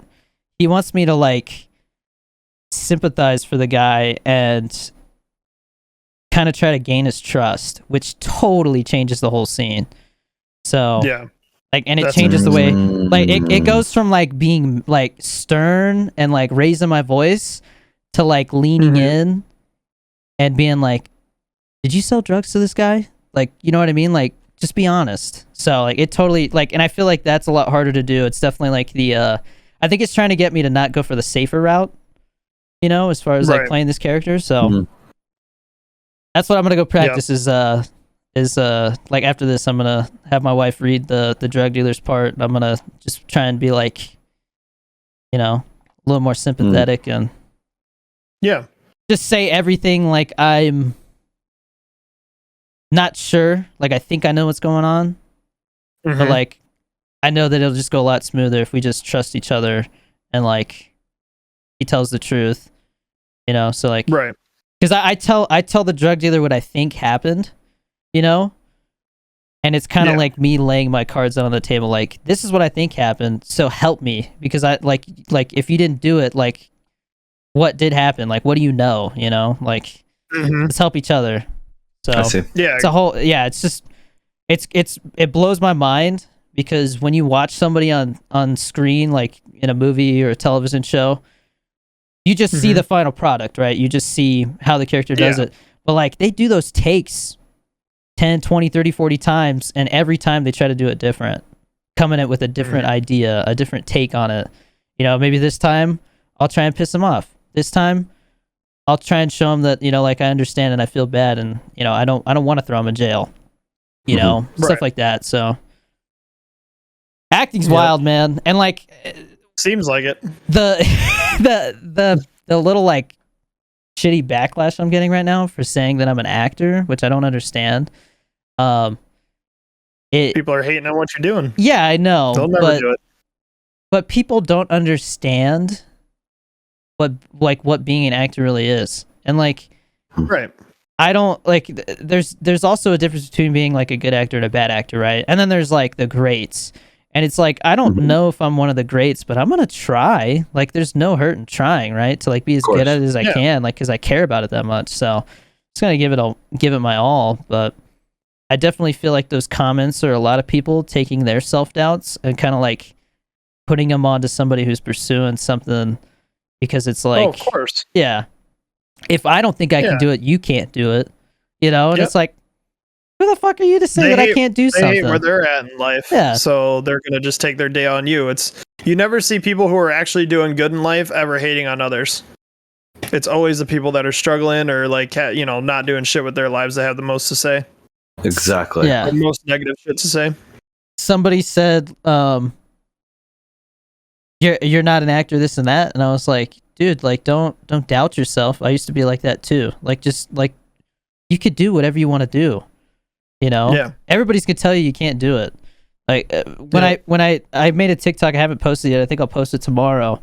But I was like, these comments really remind me of like my whole life, dude. Like when I was in high school and I was like, you know what, fuck it, I'm just gonna join the military. I don't know if I don't have money for school. I'm not gonna get a scholarship. I don't know what to go to school for. So I'm gonna join the military, try and figure it out, and then when I get out, I got free college. Yep. When I started telling people, like, because everybody's like, where are you going to, like, try and go to school? Like, what university are you going to go to? I'm like, oh, I'm just going to join the Coast Guard. They're like, what? You're not going to make it through boot camp. And I'm just like, what the fuck? Like, who are you to tell me I can't make it through boot camp? Like, just because you don't think you could make it or you think that's going to suck? Like, I'm just going to give up? Yeah. Like, there's, what's it called? It's kind of... I don't know if you guys wanted to talk about this type of stuff. We're still on the podcast, but of course. Have you guys ever heard of I think it's An Officer and a Gentleman? No. So it's this old, I think, Richard Gere movie, and it's like this guy going through boot camp, and he joined the military as like a last resort. Like he was just like getting into trouble, can't hold a job, just shitty life, right? Like he's just like, I got nothing else to do. Might as well just join the military. Maybe I'll get some discipline. And this drill instructor like sees him, right? And just like hates him because he knows he's a piece of shit. And he's just like, I want you to fail. And he like holds him like after everybody else is like done and gone on to something else. And it starts like raining. And like he's out there in the rain making him like do the obstacle course. And he's like, just quit, dude. Just quit, And he's like, I got nowhere else to go. Like I feel like if you treat things like you got nothing else, like if I'm going to be an actor or I'm going to die, that's very drastic. But having that mentality, like you have no other choice but to make something work. You you don't have to be very successful or very good at acting to make decent money. Right. But like, you know, how much you push yourself is up to you. So that's the way I look at it. Exactly. Is like right now I don't have a choice. You know? Yep. Like this is what I want to do. This is the best opportunity I'm ever gonna have to try and pursue it. So I'm gonna fucking go for it, you know? That's crazy. That's so. Could you send me that scene? That's yeah, like I'll find really it for powerful. you, dude. And like, I did not do it justice, dude. Like Richard Gere's, it's just, yeah, it's exactly like that, man. He's just, I got nowhere else to go, and you're like, oh fuck, yeah. You know, seems like it'd be a powerful scene for sure. Oh yeah, that's what I'm pretty sure man. he won an award for it. I'm pretty sure, but right. That's the way I look at it, though, man. It's like all these people are just like, you know, they want you to fail because it almost justifies them like not trying, you know, or amounting to anything in their lives. Yeah. Like if they're like, oh, I couldn't do that, and they're like, oh, well, I hope he fails because then like it gives me an excuse to think that I can't do it because if he couldn't do it, I couldn't do it, you know. Yeah. Yep. Yeah, but I mean. Acting is like at least until you get like famous, you know, like all of a sudden they're coming to you with auditions like, hey, I wrote this movie and I pictured you as it. Right. It's like 90% auditioning, getting rejected, and taking classes and just learning and, you know, trying to get better at the craft. And then 10%, you gotta start somewhere. 10% is actually doing the acting. Like all you see is the finished product. Nobody sees them getting into the character, studying the role, auditioning for the role, getting the callbacks, all that shit. So much goes into it, you know? Oh, yeah. But, yeah, I think it's one of those things where you have to be like at what point, okay, if right now you're like, fuck it, I want to be a carpenter. When do you become a carpenter? When you actually build a chair, or is it when you start doing it? Like you commit, like, I am a carpenter, I'm going to go build a chair. Might be a shitty chair, but you're gonna build a chair, and when it's done, you got a chair. Maybe it doesn't hold together well, but it's a chair, and you went and built that. When are you the carpenter though? When you start, or when the chair's done? Because they're acting like you're not like I can't be an actor until I'm in something. Like I have to be in a Marvel movie for them to think I'm an actor. Yeah, I mean, well, it's like, what else would you label yourself as while you're working on it? It's like an actor in training. Yeah, like that sounds fucking stupid. Yeah, it's like you are an actor. Like that's what you're pursuing. Like that's what you're doing. You know. And I think that's how you have to carry yourself too. It's like, you know, like I'm a carpenter. I might not be a good carpenter, but that's what I'm working on right now is being a better carpenter. I'm a carpenter. You know. Yep. So, I'm an actor. That's what I'll tell people. I'm an actor, man. Like I'm focusing a lot of my time on that. So that's what I am right now. I'm a content creator too, but yeah. The most successful people always say, like, whenever they're doing Q&As or something like that, when you really like get into the core of the conversation about what made them not stop, when they're like, you know, oh, I came from living in my car, or like, you know, all those things or all those stories you hear about, you know, how much they suffered to make it in LA. They always said they never had a plan B. There is just no plan B. Yep. Because you can't. So that's like, this has to work is like the mentality they have, you know. And it will. It will, because there's always, especially now, you know what I mean, like with all the amount of like content generated and entertainment and streaming. But that's another conversation, you know what I mean? Yeah. But it's very obvious, it's very present. Entertainment and a job in entertainment is so it's like not that far-fetched anymore. Yeah, that's like all anybody's doing between YouTube, TikTok, Twitch streaming, YouTube streaming, Facebook streaming. I mean, like there's so like entertainment is taking over. Like that's all so many people are doing or trying to do at least. So then you have that whole acting, like the OG shit, you know. Yeah, I think the issue is gonna need them. The issue that I came across was you look at Twitch streamers, like even look at Vine, like that stuff is all temporary. Like I'm not going to be a TikToker for my entire life. You know what I mean? Like that, I'm not going to be making TikToks for the rest of my life. I need to find something that I can do for the rest of my life the pursuit never ends, because I mean, if you get, okay, if I go work at the court, like, oh, I don't want to say courthouse because my dad works at a courthouse, but like I didn't want to use his job as an example, but like, right, okay, if I was like, all right, fuck it, I'm gonna be a bus driver, I'm gonna go be a bus driver, I do my 20-30 years as a bus driver, collect a pension. After you start collecting a pension and you're not a bus driver anymore, what the fuck do you do? Yeah, go sit on your ass and watch TV for the rest of your life? Like that's gonna slowly lead to like a depression, I feel like, because you don't have a purpose anymore. You know, like you gotta have a purpose. And I felt like if I just stuck with streaming, TikTok, YouTube, that stuff, eventually there's gonna come a time where I don't have that purpose anymore, because like the average career span of a YouTuber, all that stuff, it's everybody says it's about 4 or 5 years. After about 4 or 5 years, all of a sudden you're kind of like above the average career span of somebody who does content creation for a living. But actors, well, then you also, if you do it all right and you invest and do things right, you're moving on doing other things too. Right. But the people that don't, you see them kind of like die off. And yeah, it's like, 100%. Yep. So like acting is one of those things where I look at it and it's like I've watched interviews where I mean literally actors who have won stupid amounts of awards, like when people think of acting, they think of those people. You listen to them talk about it and they're like, I'm always learning, always trying to get better. Yeah. It never stops. Like there's always something that you could do better, or you could do differently, you know. And with streaming, I don't feel like, I don't know, I feel like it's always meant to get to a point where it's like, all right, all I have to do is hit start recording and do my thing. Whereas with acting, it's like between scenes or between takes, you're like thinking about how you could do it differently and things like that. It's just like very more, it's much more engaging, you know, and challenging. Not that streaming's not challenging, don't get me wrong, but like this is a good way to put it. When I got to the point where it was like, I looked at my thing and I was like, I have 10,000 viewers right now. I was like, I know I may never have 10,000 viewers again, but I was like, the fact that I even got to a point where I had 10,000 viewers at one point, I was like, this is insane. Like, this is so hard.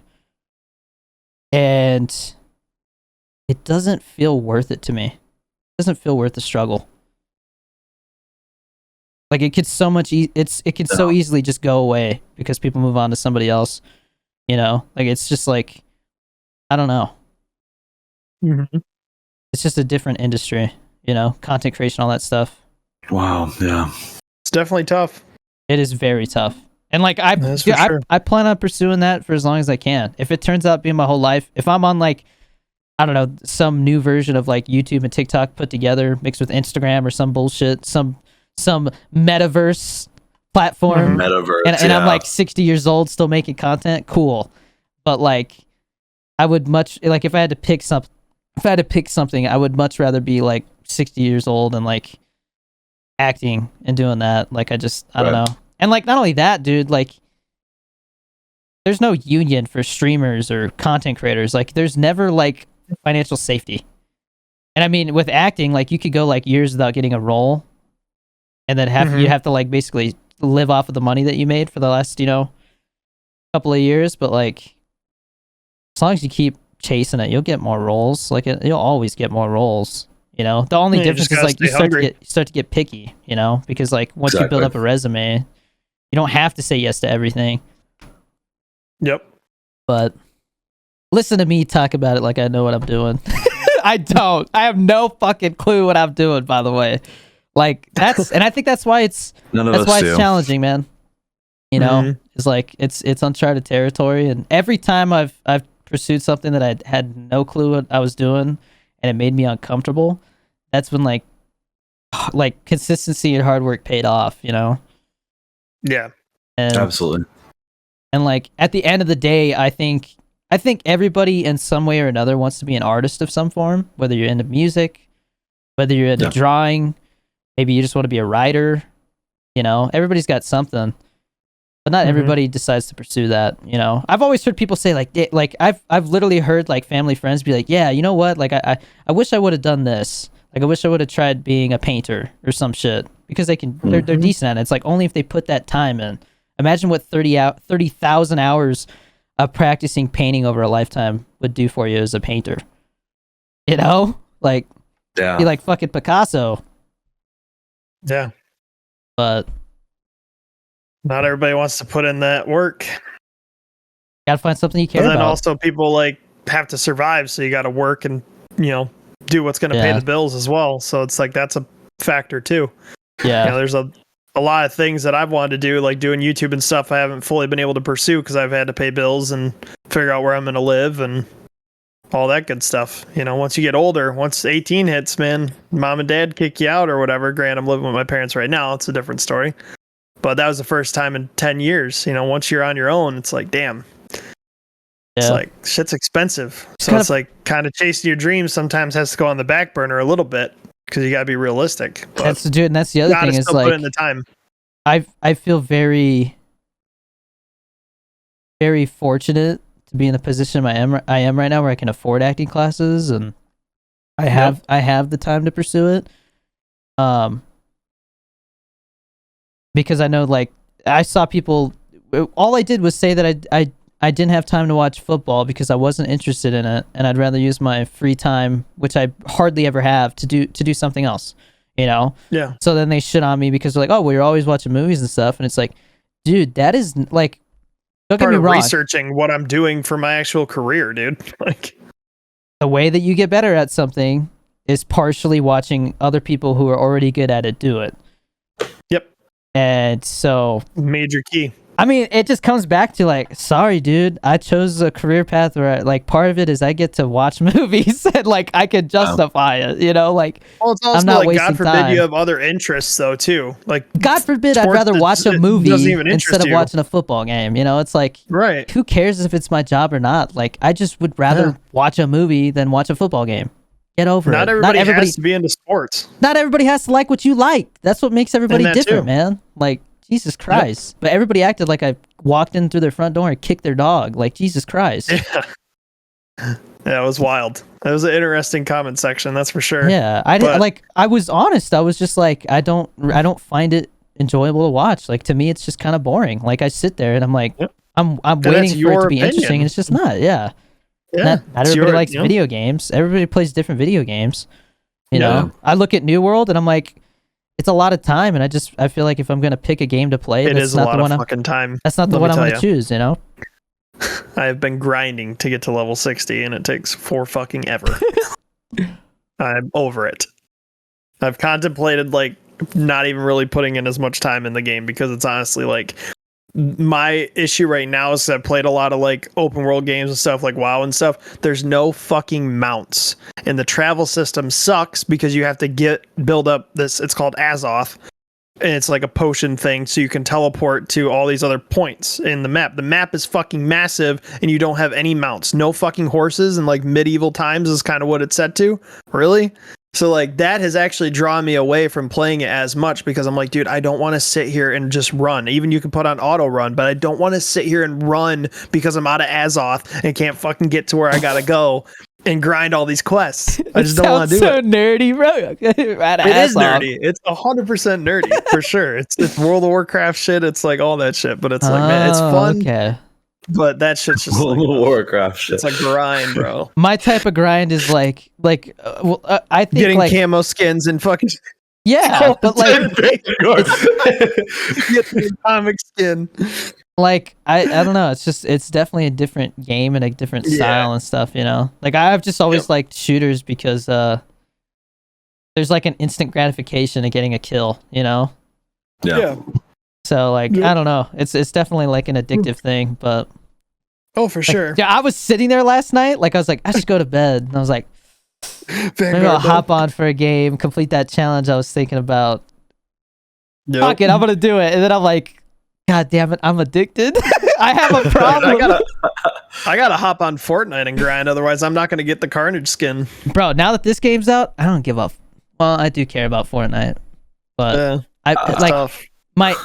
This is how much I cared about Fortnite before Call of Duty came out, and then Call of Duty came out and turned out to be good, and Call of Duty was like that, and Fortnite was like, I'm losing interest, but I still care about it. Like it's still there in the back of my mind. But, yeah.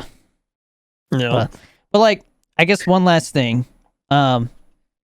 because I have always had in the back of my mind that filmmaking was something that like I've always wanted to do. Like I was always like, I want to do that. I want to go make movies. I don't know what aspect of it I want to do, but I want to do that. Mm-hmm. You guys have something like that? I feel like Genie is kind of the same way.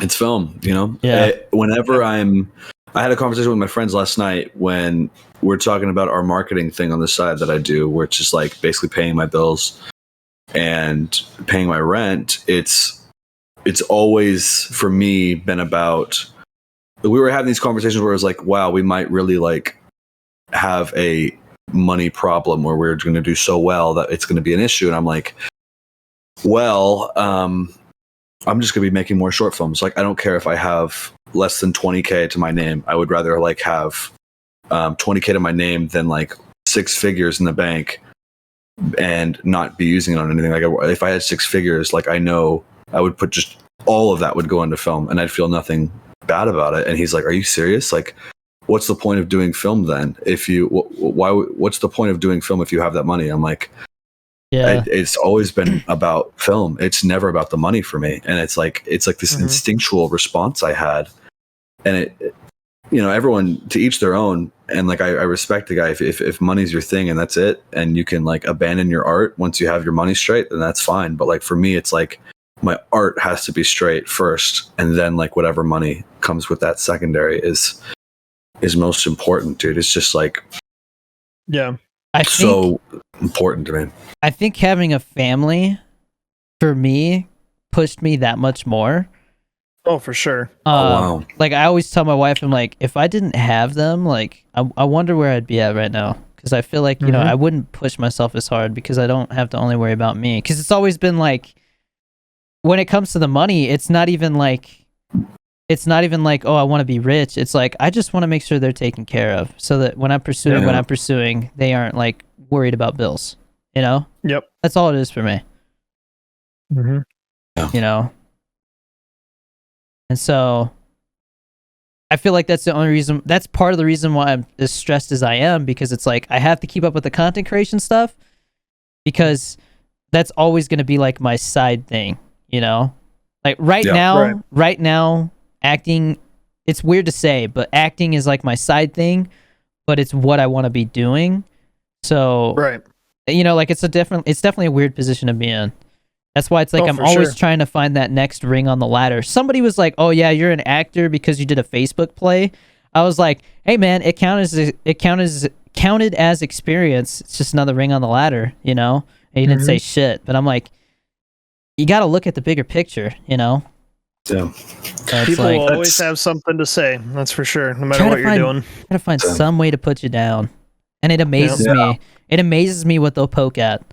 You know, somebody said, just because Little Man says I'm an actor doesn't mean I'm an actor. I'm like, really? You went that route, huh? You chose to try and bring my kid into it? Like, that's fucked. Some people just have no sense of knowing what's right or wrong to, you know. But I'm like, to say or what's too much, you know. There's a saying as an actor though, if that's true, then what else is true, right? So like if you're reading a script and a character makes a decision, you're like, oh well, if he chose that decision, what other decisions might have he made in the past that made him comfortable doing that?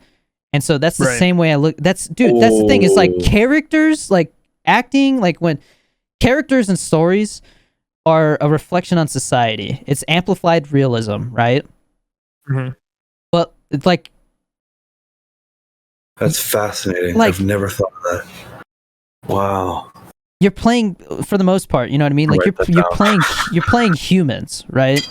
And humans do things in a pattern. Like everybody does things for a certain reason. Like like the way that human nature works and how we think and how we react to stuff is a lot simpler than you think. And so like the way I look at it, when somebody leaves a nasty comment like that, I'm just like, damn, they must be really unhappy, dude. Oh, 100%. Because they thought about how they wanted to take a jab at me, you know, like they really put some thought into that, even if it was just for that one moment, but there was some kind of passion towards hatred there. And it makes me sad, dude. Like I even commented, there's so many I was people like, who are unhappy with their lives, you know, and I think that's a prominent amount of people that are on social media, unfortunately. And I mean, I think for me, they always have something to say. The first step to getting to where I am now was realizing, like, I gotta stop just being like, oh yeah, someday I'll do this, someday I'll do that. You know, like, you gotta change your attitude and your mindset to make yourself care, man. Because you have to raise the stakes yourself. Nobody's gonna do it for you. Nobody's gonna tell you, hey, go be an actor. Right. Nobody's gonna do that. You have to push yourself to do that, you know? And I think people just don't have that motivation at all. Like, they just go with the flow, do whatever's easiest. Anything that makes them uncomfortable, not a lot of people want to put in the work. Yep. Yeah. That's a huge thing. And people just don't want to put in the work. You know, if it's not something that can just be handed to them, they're like, nope, don't want to do that. And, you know, and like, a lot of people think that way. One thing I've heard a lot in my acting classes, which I think applies to like just life in general, is whatever it is you're trying to pursue, you have to be prepared to fearlessly fail, because you will mess up. You will make mistakes. Right. And if you're not prepared to be embarrassed or feel stupid for a minute, you're going to talk yourself into not doing things that could change your life. Oh, yeah. You know? Yep. So, yeah, I always wanted to pursue like doing the YouTube stuff. That's like what I've been trying to do. Cause like, honestly, like it's kind of weird. Like, it's cause it's already kind of happened. I've always seen myself as doing like what Mr. Beast does.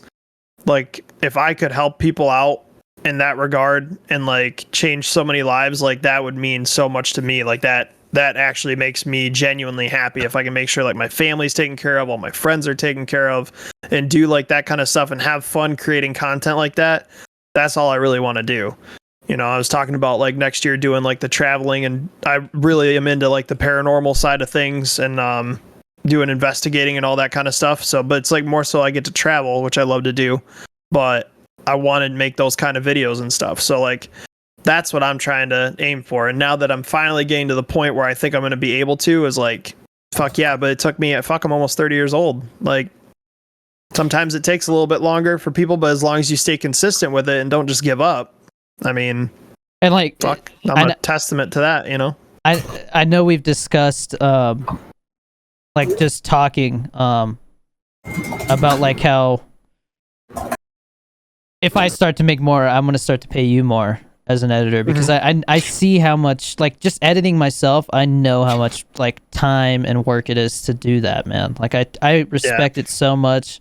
And like, if it came down to like, and I'm serious when I say this, man, if it came down to like, all right, I could buy a Mustang right now, or I could pay Kyle more so that like, I feel better about the work that I throw at him. Like, I've got to throw you a bone, bro, because it's tough, man. I could not. I'm gonna tell you right now, that could not be something that I do for a living.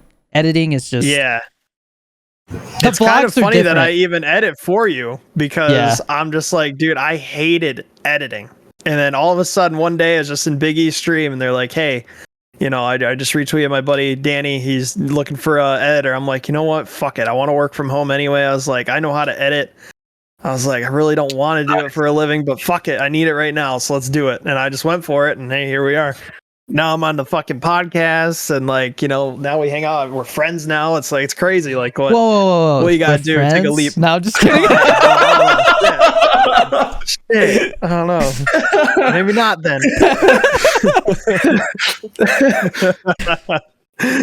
No, man. I definitely. Yeah.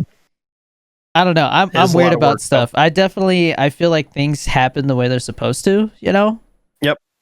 I agree. And like, I feel like things just kind of like boom, boom happen. And I mean, like, I was definitely like, I didn't want to waste time. I was just like, look, dude, let's just see what you can do. You know, and you're like, yeah, here's what I can do. Yep. Here's what I think I'm worth, this and that. And it was like, boom, boom. It was very professional. I had some people, man, who reached out and they were just like, I don't even want to say, because it's just like, I don't know, man. It was just very unprofessional, and like, I had one person make a video, and I was just like, this is worse than like the editor that I had before. Like, I was like, this is not going to be a good fit. I'm trying to like move in a different, you know, I'm trying to take it a step further. You know, you want it to be professional, or as close to as professional as you can. I'm not saying I'm professional, but like, you want it. You want it to be that. I put the work into it like it's my video too. I treat everything like it's like, if this is my product, I want it to be to this standard. Dude, I mean, it's gotten to the point where like my acting teacher, I sent in an audition tape just using my camera and stuff, and he's like, maybe I should ask you for some advice on how to make things look better and sound better. I'm like, okay, that's how I know I'm doing something right with my camera and stuff, you know. I don't know a ton, quality is key, but I was able man. to fix that, you know, like able Quality to get that looking lighting. better. Yeah. It's huge. Yeah, but that was like the number one comments once you switched over and did your 4K setup or whatever. Everybody's like, "Oh my god, the quality!" Like you just know, like, and that's an upgrade. That automatically gets more people focused on your stuff because they're like, "Dang, this dude's taking this shit seriously," and it looks good. Jeannie's comment, on the one where I was in Texas, and he was like, "Wow, you were able to even like make that like look good." Because I literally just put a light on in my sister's kitchen. I was like, kitchen. Yeah, with like moving boxes next to me, like yeah. Hey, made it work. You had to get it done. I mean, I brought the stuff to make it look good, you know, like I did what I had to do. You know, I could have just as easily been like, all right, guys, sorry, I'm on my phone this time because, you know, like. No, you got to make it happen. Yeah, dude. No. But, all right, I think we've gone on for long enough. Yeah, we're at like 2 hours, I think, so. It always happens, man. Like, we just start talking. Well, in a way, just trailing off. Like I want the viewers, the people who are listening, to understand that like I would consider all three of us pretty busy people. You know, I mean, maybe Kyle plays a little more New World than I would, but I'm just kidding. But in some time, the three of us, we could always have something we could be doing work wise. I feel like there's always more to do, and so well, it's not anything I never stop thinking about. Yeah, exactly. In my head, I'm always like, "Oh, dude, I got this, this, and this, and this." And sometimes my brain's just like, "Fuck that! You need to go play New World so you can relax for a minute." Or sometimes or you gotta turn your brain off. Sometimes you gotta turn your brain off. You have to. You cannot be go all the time. It's horrible for you. And I think you gotta have balance. I think I just recently, like, told myself it was okay to like take breaks and stuff. And like my definition of a break is different than I think some content creators. Some content creators are like, "Oh, I'm gonna take a break," and it's like, "I'll see you in a week," like just no content. And I'm just like, "Bruh, no, I don't need a week. I can't do that. A day, I do more than a day, and I'm like feeling guilty about not working." Yeah. But this is definitely like the time where we get to like chat, like three friends just sit down and talk. I mean, Jeannie's definitely a little quieter. I think he's so relaxing. I think Jeannie's looking up Cheddar Bay biscuit recipes right now. Oh, he's ready. He's like, what am I making? It's in about that time. Man, I haven't been to a Red Lobster in a while, actually. But well, that's where he's going for dinner tonight, folks. That was already made up in his head. He's like, all right. Do they like? Do they know you? Like you walk in, like, oh, they roll out the red carpet. No, I actually make it a point. Like when somebody like says like recognizes me, I never go there again because I get so like self-conscious. Like, this guy just comes for the biscuits. Yeah, or they'll bring out like two biscuits, like baskets instead of one, because they know that like I'm gonna make a thing about it. Like I'm like I can't do this anymore. Like, just pretend like you don't know me. This is that guy. Yeah, I can't take it. But that's a personal issue I have to get over. When we do that trip where we go to some haunted place, we definitely have to like go to a Red Lobster and just fuck up the biscuits, bro. We'll make a whole. We got to make a whole video and just like get a Red Lobster in on it and just have us bring out like fucking tray after tray. Yeah. They just bring out a giant platter of Cheddar Bay biscuits. I'd be down to make like a mock strange eaters or like strange addiction thing, like a mockumentary for YouTube. Yeah, that's so funny. By the way, when I went, like a 5 to 10 minute one, something real quick. I went and saw Eternals. And when me and my wife walked in, and I still had my mask on and everything, you know, like we're just walking, and this guy's like, "Hey, TikTok!" and everybody in the theater's like, "What the fuck?" And I'm like, "Oh, like yeah," you know, like all awkward. That's funny. Yeah, but I thought that was funny. Yeah, it's crazy, man. Be cool. I just assume, like here in in Albuquerque, whenever I'm out, I just assume somebody might recognize me. So I'm like, all right, I don't look like a slob, right? You know, like. Oh, that's wild. I've had like at the gym, I've had somebody come up, and I'm like, it's so awkward because like I'm in my own zone. Holy hell! What was that? I caught it, but like, wow, that almost just destroyed everything. Oh my god! What was that? His lamp or something just all of a sudden fall? My ring light, my Elgato ring light, just like fell, like just completely toppled, and I was like, "Oh fuck!" I caught it though. Your room's haunted. Time to go. His room's haunted. Oh my god! Oh man, that's crazy. Well, that's the one way to end the podcast. yeah. We'll let Jeannie sit down. Yeah. I'm just gonna like hold it up and like so it doesn't crash. Oh my god. Okay. I thought something broke. Almost did. Almost. But we're That's good. crazy. What the hell? Good reflexes. Yeah. Thank you. You're welcome. Okay. Well, Okay. Well, I anyways, want to see that replay. I gotta see what that looked I like. saw the moment of recognition that something bad was about to happen, and I was like, "Whoa!"